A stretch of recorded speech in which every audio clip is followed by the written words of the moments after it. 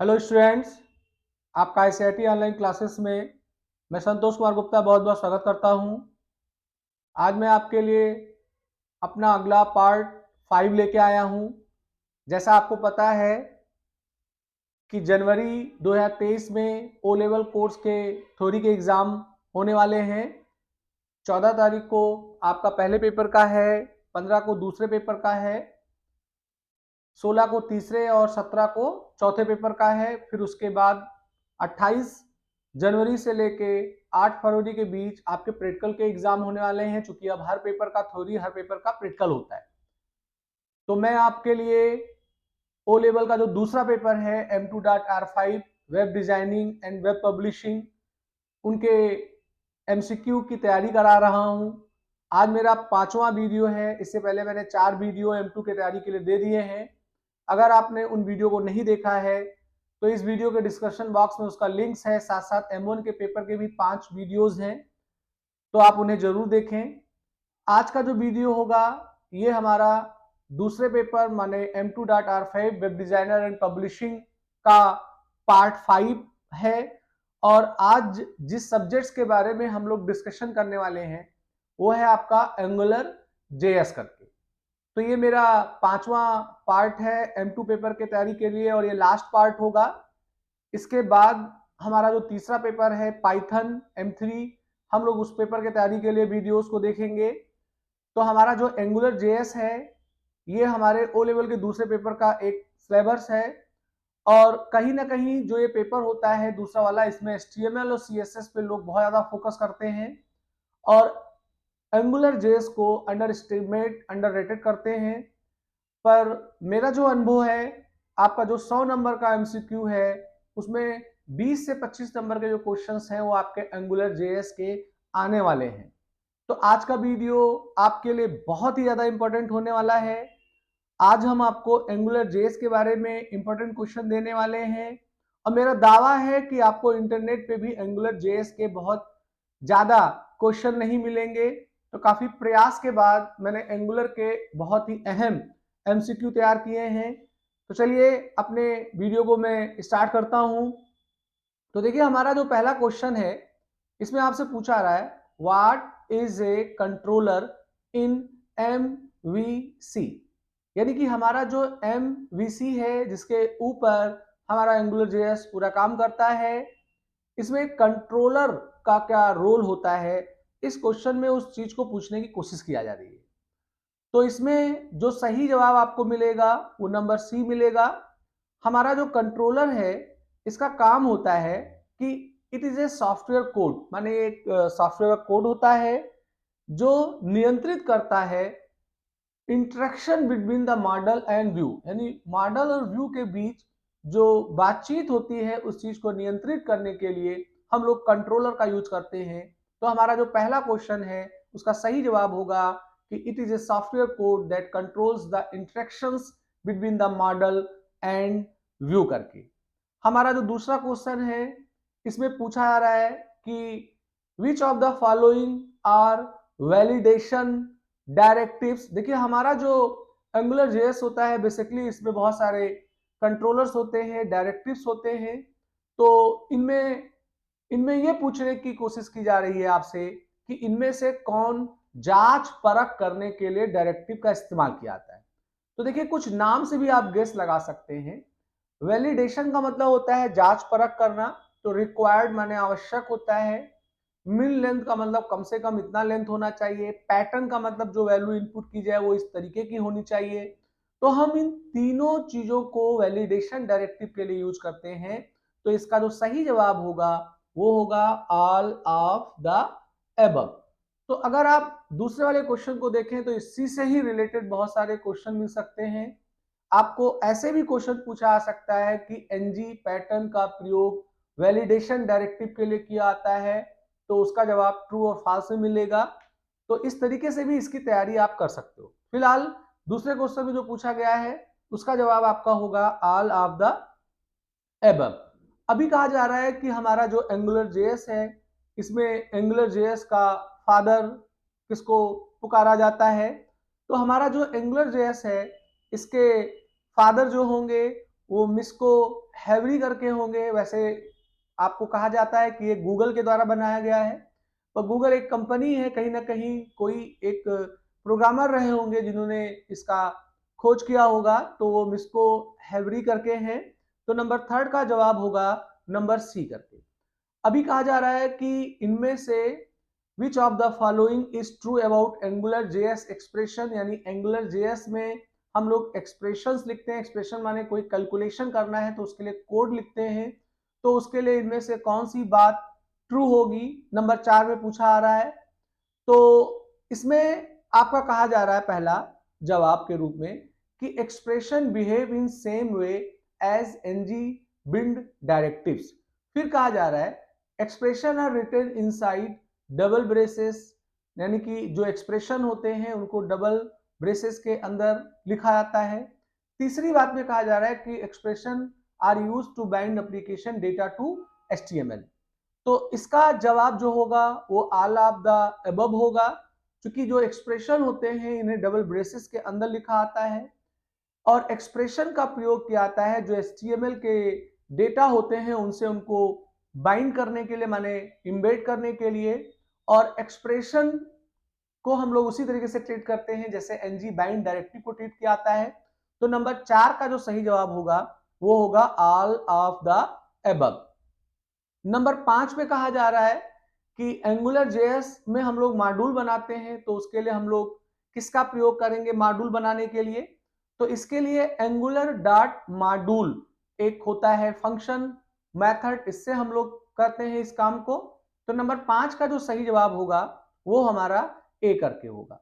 अभी कहा जा रहा है कि हमारा जो एंगुलर जेएस का एक्सप्रेशन है उसको लिखने का तरीका क्या होता है। तो अभी इससे पहले भी क्वेश्चंस आया था, उसमें भी इस चीज की बात हुई थी कि एंगुलर जेएस जो होते हैं इनके एक्सप्रेशन को लिखने के लिए डबल ब्रेसेस का इस्तेमाल किया जाता है, उसी के अंदर इसको लिखे आते हैं। तो इसका जो वैलिड सिंटेक्स है एंगुलर जेएस का एक्सप्रेशन लिखने का वो हमारा नंबर ए वाला है। नंबर 7 पे कहा जा रहा है कि एंगुलर जेएस में जो डायरेक्टिव्स होते हैं इनका प्रयोग किस वास्ते हम लोग करते हैं। तो एंगुलर जेएस में जो डायरेक्टिव्स होते हैं उन्हें हम लोग व्यू के लिए यूज करते हैं। तो नंबर 7 का जो जवाब होगा वो हमारा व्यू होगा। तो स्टूडेंट्स लास्ट तक वीडियो को अनिवार्य रूप से देखिए, इतने इंपॉर्टेंट क्वेश्चन आपको इंटरनेट पे भी नहीं मिलने वाले हैं। आगे कहा जा रहा है नंबर 8 में कि there is a controller which takes a single parameter we call it dash parameter, यानी कि एक कंट्रोलर हमारे एंगुलर जेएस में होता है जो केवल एक पैरामीटर को लेता है और उसे हम लोग क्या बोलते हैं। तो उसके लिए हमारा जो सही जवाब होगा वो नंबर बी होगा, डॉलर स्कोप इसका सही जवाब होगा। नंबर 9 पे कहा जा रहा है कि एंगुलर जेएस का जो पहला संस्करण था 1.0 वो कब रिलीज हुआ। तो नंबर 9 का जो सही जवाब होगा वो 2012 होगा। 2012 में हमारा एंगुलर जेएस का 1.0 वर्जन आया। नंबर 10 पे कहा जा रहा है कि एंगुलर जेएस इज ए, माने एंगुलर जेएस इनमें से किससे मैच करता है। तो हमारा जो एंगुलर जेएस है ये जावा स्क्रिप्ट का फ्रेमवर्क है। जैसे उदाहरण के तौर पे सीएसएस का फ्रेमवर्क हमारा बूट स्ट्रैप है, हमारा w3.css है जो सीएसएस के स्टैंडर्ड को फॉलो करता है। तो ऐसे ही जो पूरा का पूरा एंगुलर जेएस है ये जावा स्क्रिप्ट का फ्रेमवर्क है, माने जावा स्क्रिप्ट के माध्यम से इसको तैयार किया गया है और ये भी स्क्रिप्ट टैग के अंदर ही एचटीएमएल में सम्मिलित किया जाता है। तो नंबर 10 का जो सही जवाब है वो हमारा नंबर सी है। तो स्टूडेंट्स आपके सामने बहुत ही अहम क्वेश्चन आने वाले हैं और अगर आपने वीडियो को लाइक नहीं किया है तो लाइक कर लीजिए, इसे अपने दोस्तों के बीच शेयर करिए। ऐसे आपके बहुत सारे दोस्त होंगे जो ओ लेवल का एग्जाम देने का प्लान कर रहे होंगे, तो उन्हें भी आप इस वीडियो को शेयर करिए। नंबर 11 का क्वेश्चन है विच of the following is true about angular JS, यानी कि 11 में यहाँ 3 कथन दिए गए हैं और आपसे पूछा आ रहा है कि इनमें से कौन सा कथन है जो एंगुलर जेएस के लिए फिट बैठता है।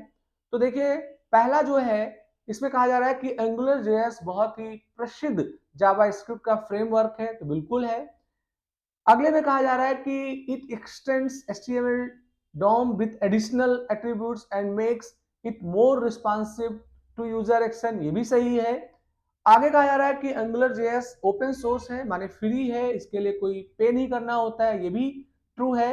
तो इसका जो सही जवाब होगा वो ऑल ऑफ द एबव होगा। नंबर 12 पे कहा जा रहा है कि which of the following is an advantages of angular JS, माने एंगुलर जेएस का लाभ क्या है, इनमें से जो भी बातें लिखी गई हैं।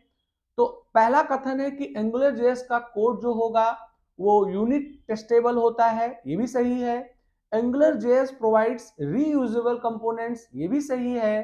Angular JS uses dependency injection and make use of separation of concerns, ये भी सही है। तो इसका सही जवाब जो होगा वो है ऑल ऑफ द एबव।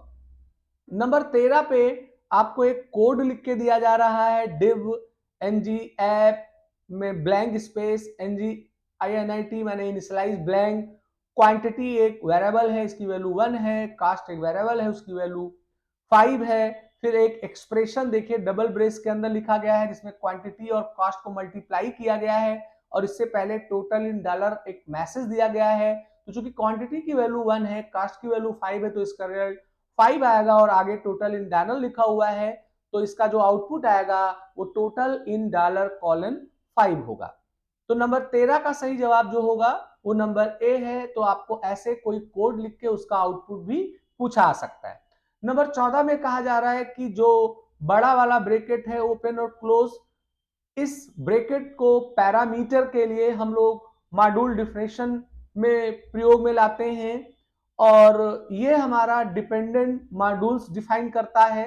तो इसका क्या सही जवाब होगा नंबर 14 वाले का? तो इसका जवाब ट्रू है, यानी कि जो पैरामीटर इस ब्रैकेट के अंदर होता है मॉड्यूल डिफिनेशन में, इसका प्रयोग किया आता है मॉड्यूल्स डिपेंडेंट तैयार करने के लिए। तो ये सही है, तो इसका जवाब ट्रू होगा।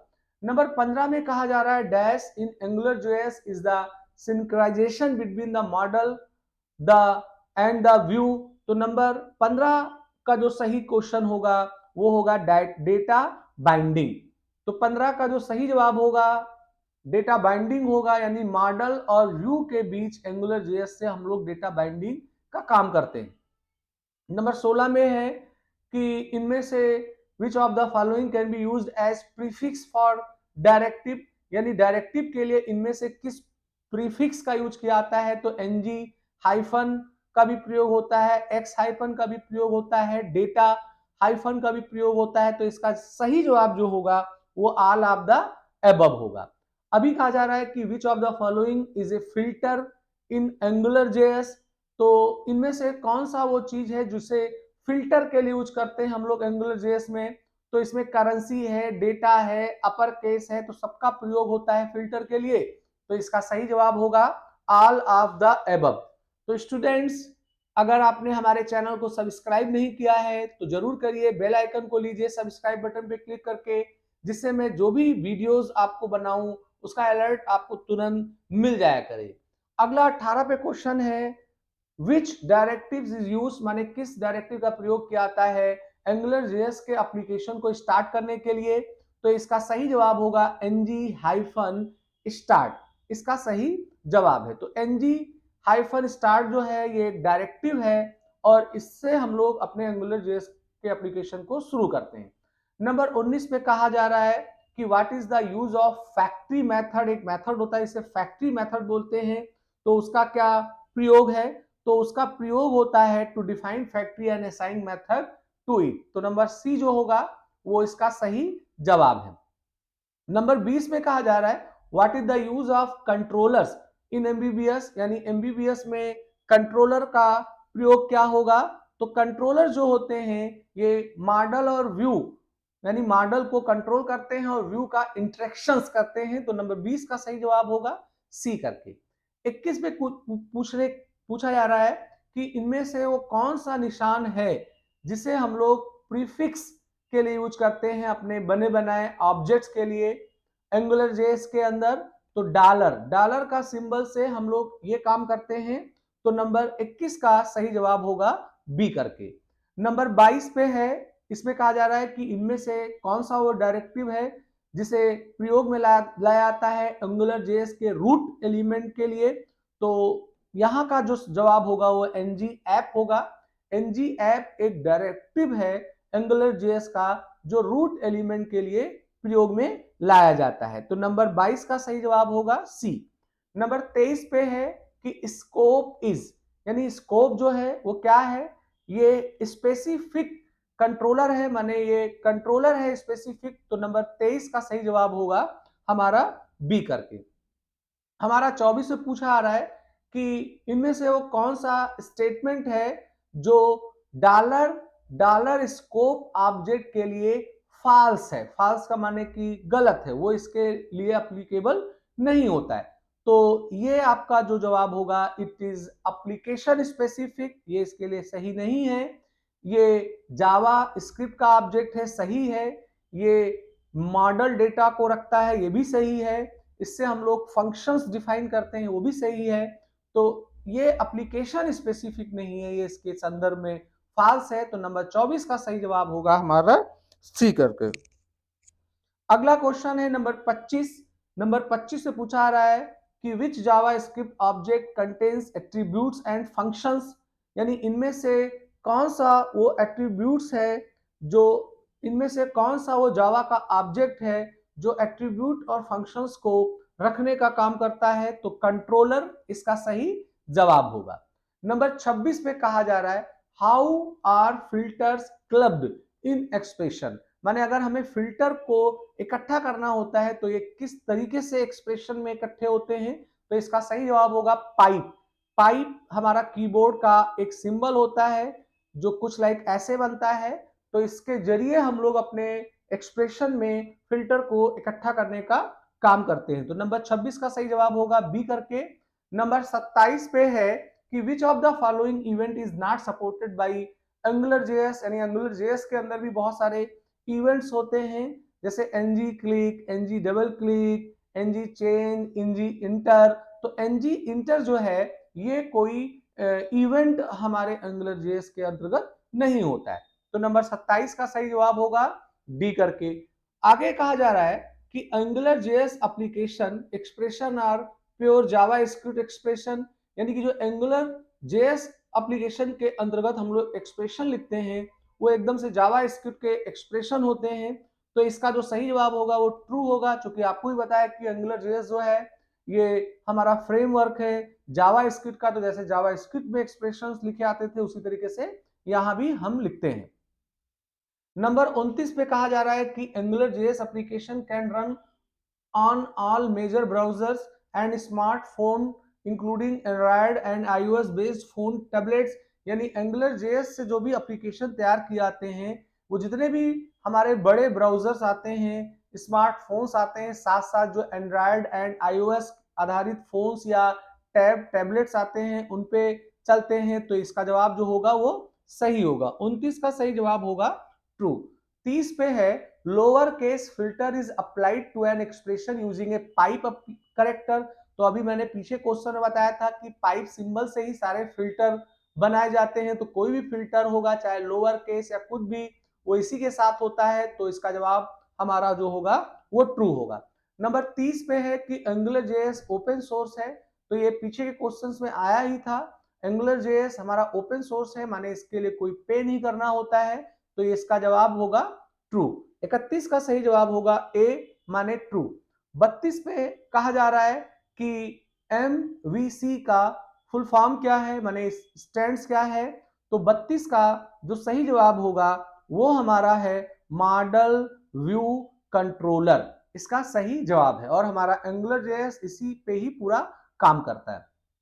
नंबर 33 पे कहा जा रहा है, ये इस वीडियो का लास्ट क्वेश्चन है कि currency filter is applied to an expression using pipe character. देखिए यहां फिर पूछा आ रहा है कि पाइप करेक्टर के द्वारा करेंसी फिल्टर को लागू करते हैं एक्सप्रेशन में। तो बार बार मैं कह रहा हूं कि पाइप के द्वारा ही फिल्टर को एक्सप्रेशन में क्लब किया जाता है। तो इसका जो सही जवाब होगा वो होगा हमारा ट्रू करके। तो फ्रेंड्स इस तरीके से मैंने आपको बहुत ही अहम 33 क्वेश्चंस एंगुलर जेएस के दिए।